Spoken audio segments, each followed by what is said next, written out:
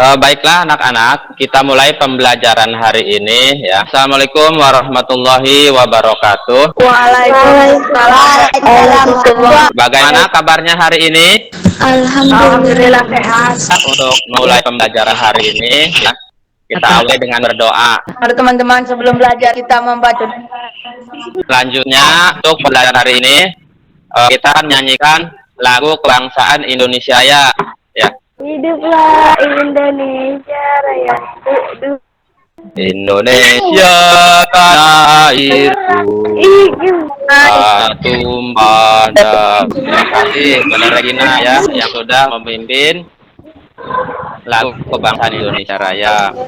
Kita setiap hari harus menyanyikan salah satu lagu wajib nasional ya, supaya rasa patriotisme kita tidak luntur ya, bertambah setiap hari. Pak Guru akan bertanya tentang pembelajaran yang kemarin. Kita sudah mempelajari tentang ASEAN. ASEAN itu kepanjangan dari Association of South Asian Nation, yaitu perhimpunan negara-negara di Asia Tenggara. Nah, masih ingat negara-negara anggota ASEAN? Yes, masih ingat? Apa negara mana? Malaysia, Filipina, Indonesia, Brunei, Malaysia, Filipina, Indonesia, ya. Brunei Darussalam, Malaysia, Singapura, ya. Singapura. Ya, itu adalah negara-negara yang tergabung di dalam ASEAN. Ya. Selanjutnya, Pak Guru akan menyampaikan tujuan pembelajaran pada hari ini. Nah, tujuan pembelajaran kita hari ini adalah kalian nanti akan mengamati video tentang teks eksplanasi ilmiah. Nah, tentang penerapan energi alternatif sel surya ya. Kemudian kalian akan diskusi rancang pengembangan teks eksplanasi, kemudian membuat pemaparan tentang informasi penting. Kemudian kita akan bertanya jawab tentang cara penghematan energi. Selanjutnya juga kita akan merumuskan hasil analisis tentang posisi dan peran Indonesia dalam kerjasama di bidang ekonomi melalui metode demonstrasi. Nanti menyampaikan hasil dari lembar kerja pembelajaran hari ini, yaitu tema 4 yaitu globalisasi, subtema 3 globalisasi dan tinta tanah air. Untuk memperkuat pemahaman kalian ya, Pak Guru akan putarkan video tentang energi alternatif. Perhatikan ya. Nah, ini adalah video tentang energi alternatif ya. Nah, sudah kita ketahui bahwa energi yang biasa kita gunakan yaitu adalah energi yang berasal dari fosil, energi minyak bumi untuk pembangkit tenaga diesel ya. Untuk menjalankan kendaraan bermotor, semua itu menggunakan energi yang berasal dari minyak bumi ya. Sementara ketersediaan tentang energi yang berasal dari fosil atau energi dari perut bumi seperti contohnya minyak bumi itu semakin hari semakin menipis. Dan manusia berpikir bagaimana caranya untuk mendapatkan energi yang terbarukan, yang tidak habis, yang bisa diadakan kembali.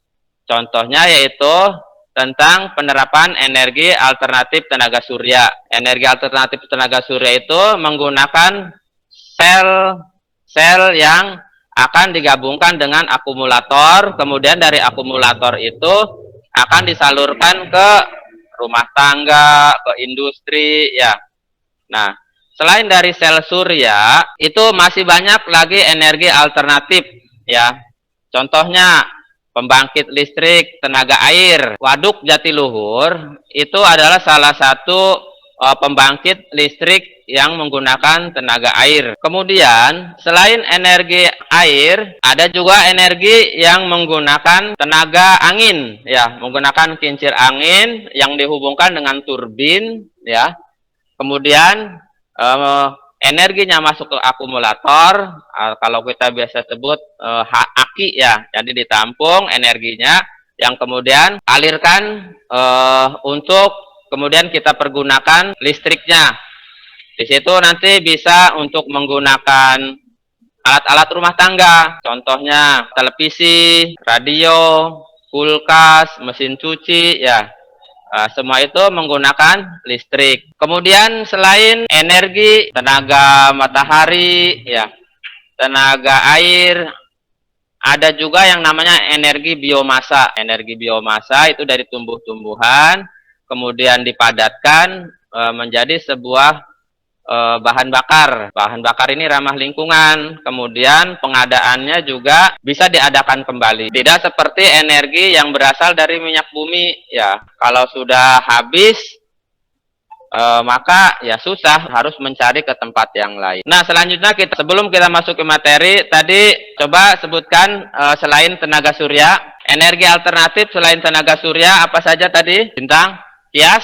Ya, Pak. Tadi energi alternatif selain tenaga surya apa saja? Nah, baiklah kita lanjutkan ke materi selanjutnya, yaitu tentang teks eksplanasi, ya. Kan ciri-ciri dari teks eksplanasi, yaitu paragraf pertama, yaitu pernyataan umum dari topik masalah yang akan disajikan. Dan paragraf kedua, yaitu deret penjelas berisi fakta, pembuktian, proses dari masalah yang disajikan secara berurutan dan sistematik. Jadi untuk paragraf pertama yaitu pernyataan umum dari topik masalah yang disajikan. Sebelum kita masuk ke ciri-ciri, yaitu kita ketahui bahwa teks eksplanasi merupakan teks yang menceritakan proses terjadinya suatu peristiwa, sehingga siapa saja yang membaca dapat memperoleh pemahaman dari latar belakang terjadinya peristiwa tersebut secara jelas. Kalau misalnya teks eksplanasinya teks eksplanasi ilmiah, berarti menjelaskan peristiwa secara keilmuan, ya, secara ilmiah. Selanjutnya paragraf kedua yaitu deret penjelas yang berisi fakta, pembuktian, proses dari masalah yang disajikan secara berurutan dan sistematis. Kemudian paragraf ketiga kesimpulan dan pesan penulis tentang topik tersebut. Selanjutnya tentang kosakata baku adalah suatu kata yang aturan dan ejaan kaidah bahasa Indonesianya sudah benar, serta bersumber dari bahasa baku, yakni Kamus Besar Bahasa Indonesia. Sedangkan suatu kata dianggap tidak baku apabila kata yang digunakan tidak sesuai dengan kaidah bahasa Indonesia. Kosakata baku itu contohnya kalau saya, ya, kalau tidak bakunya kan aneh. Terus kamu, ente, nah itu contoh kosakata baku dan tidak baku. Kata tidak baku sering diucapkan atau muncul dalam percakapan sehari-hari. Nah, mungkin kalian juga sering, ente mau kemana? Ya. Kemudian, yuk kita nongkrong. Terus masih banyak ya kata-kata yang sebenarnya itu sudah tercampur dengan bahasa Indonesia, tapi sudah tercampur dengan kata-kata percakapan sehari-hari, tercampur dengan bahasa daerah. Tidak bakunya sebuah kata tidak hanya diakibatkan oleh salah penulisan saja. Contoh misalnya aktif, tulisannya aktif, ya pakai F. Kemudian melainkan juga diakibatkan oleh pengucapan yang salah karena pengaruh bahasa daerah, ataupun bahasa asing, atau juga penyusunan suatu kalimat yang tidak tepat. Ya, kalau bahasa Sunda itu biasanya begini, orang Sunda tidak bisa huruf F, itu fitnah katanya. Jadi F dengan P itu sangat jelas diucapkan. Nah, ini ciri-ciri dan penggunaan kosakata baku. Ya, perhatikan. Ciri-ciri kosakata baku adalah kata tersebut tidak pengaruh oleh bahasa daerah, tidak dipengaruhi oleh bahasa daerah, tidak dipengaruhi oleh bahasa asing.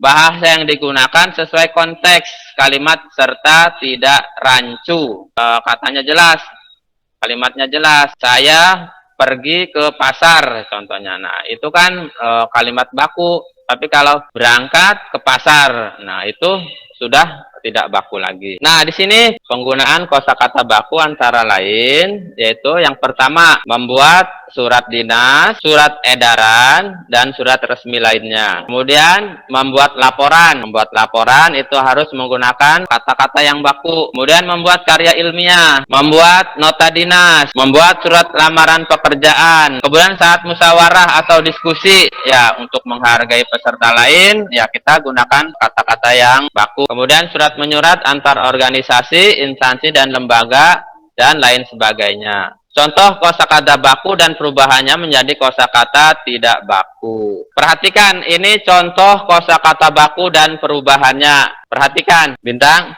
Kias, kelihatan Kias? Kelihatan. Yes, keluar, Pak. Nah, ini contoh kosakata baku dan perubahannya ya. Ada aktif, kosakata tidak bakunya aktif pakai P ya. Kalian perhatikan di situ.